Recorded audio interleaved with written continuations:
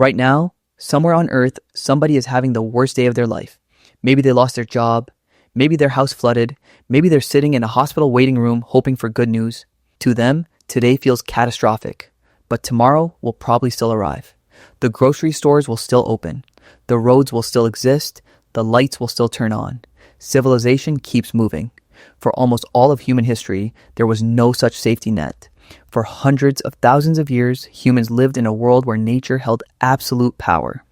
A storm could kill you. A drought could kill you. A predator could kill you. A disease could kill you. And often, nobody could help.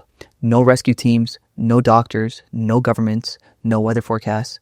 Just you, your family, and an environment that didn't care whether you survived. Which raises an unsettling question. What was the worst day to be alive in prehistory? Not the most uncomfortable day, not the most inconvenient day, the worst. The day when being human became almost impossible. To answer that question, we have to travel back through some of the greatest disasters our species ever faced, and one of them may have nearly erased humanity forever. Most people imagine prehistoric life incorrectly. Movies often show cavemen fighting mammoths every afternoon. Constant action, constant danger, constant adventure. Reality was different. Most days were ordinary. People gathered food, maintained fires, repaired shelters, raised children, talked, laughed, fell in love, argued, just like people today, which is what makes prehistoric disasters so frightening. Because when catastrophe arrived, it interrupted normal life exactly the same way it does now. Imagine waking up one morning expecting another ordinary day, then discovering your world has changed forever. Around 12,900 years ago, something strange happened. Earth was warming. The last ice age was ending. Glaciers were retreating. Life was improving. Then suddenly, everything reversed. Scientists call this event the Younger Dryas. Temperatures dropped dramatically across much of the northern hemisphere. In some regions, the climate shifted within only a few decades. That might sound slow, but for an entire ecosystem, it's incredibly fast. Imagine spending your entire life learning how to survive in one environment. Then that environment disappears before your children become adults.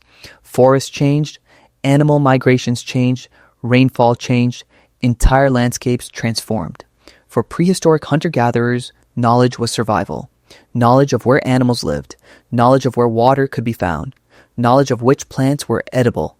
Now imagine much of that knowledge suddenly becoming useless. People who adapted survived, people who didn't disappeared. Some researchers believe this period lasted approximately 1,200 years. That's nearly 50 generations living through environmental uncertainty. But despite how terrible it was, it probably wasn't the worst day because there was still food somewhere, there was still sunlight, there was still hope. The next candidate is harder to imagine. 74,000 years ago, a mountain exploded. Not metaphorically, literally exploded. Its name was Toba. Located in modern Indonesia, Toba produced one of the largest volcanic eruptions known from the last 2 million years. The eruption was so powerful that it left behind a crater over 100 kilometers long. Today, that crater contains Lake Toba, one of the largest volcanic lakes on Earth. But imagine seeing it happen. The sound alone may have traveled incredible distances. Ash shot high into the atmosphere. Entire regions were buried. Forests died. Rivers changed. Animals fled. And then something even worse happened. The sun began disappearing. Not completely, but enough. Volcanic gases formed a haze around the planet. Sunlight weakened. Temperatures fell. Growing seasons shortened.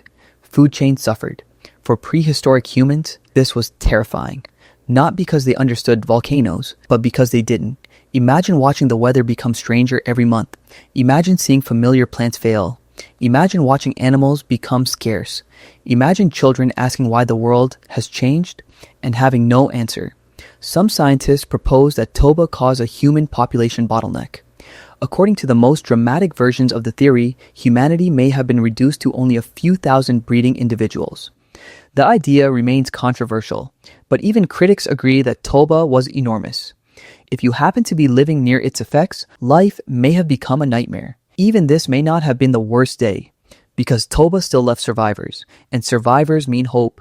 The next disaster offered much less. Humans can survive weeks without food. Water is different. Take away water and survival becomes measured in days. During several periods of prehistory, enormous regions became dramatically drier. Lakes vanished, rivers shrank, grasslands became deserts. Africa experienced repeated climate swings throughout human evolution. Some researchers believe these environmental pressures shaped our species itself. Imagine standing beside a river your grandparents depended on, a river that has existed longer than anyone can remember. Now, imagine returning months later and finding nothing, only cracked earth. The fish are gone, the animals are gone, the water is gone, your group must move. But where? Nobody knows. The landscape offers no guarantees. Every direction is a gamble. Walk east. Maybe there's water, maybe there isn't.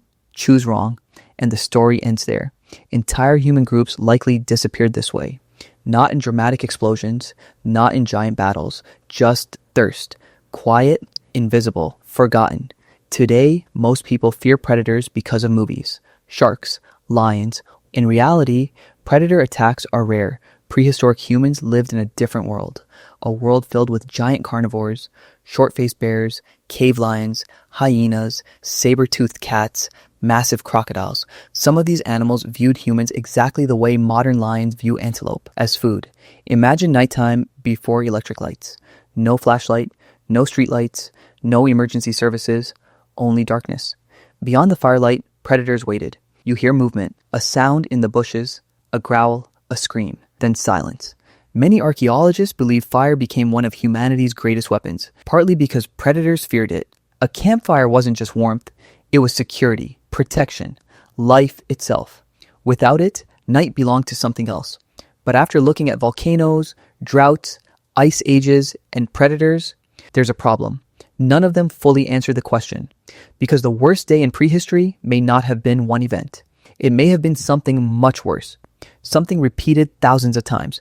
A mother losing a child during a famine, a hunter failing to find food for weeks, a group watching their water source disappear, a family surviving winter while knowing others didn't. History remembers kings, wars, empires. Prehistory remembers almost nothing. Entire tragedies vanished without record. Entire communities disappeared without names. The worst day may have happened, and we may never know about it. Genetic studies reveal something extraordinary. At some point in the distant past, humanity's effective breeding population became astonishingly small. Some estimates suggest only a few thousand individuals, possibly fewer. Think about that. Every city, every nation, every language, every person alive today, all connected to a tiny number of survivors who somehow made it through everything. The ice ages, the droughts, the diseases, the predators, the volcanic winters, the floods, again and again. Generation after generation, humanity approached the edge and somehow stepped back. So what was the worst day to be alive in prehistory? Maybe it was the day Toba erupted. Maybe it was the first year of the Younger Dryas. Maybe it was a drought that erased an entire landscape. Maybe it was a night when predators circled a dying fire. Or maybe it was a disaster we will never discover. A catastrophe lost to time because nobody survived to describe it. But perhaps that's the wrong question. Because the most remarkable fact isn't that terrible days existed. It's that humans endured them.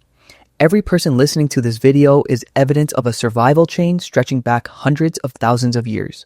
Somewhere in the distant past, on what may have been the worst day imaginable, your ancestors survived. And because they did, you're here, listening to their story.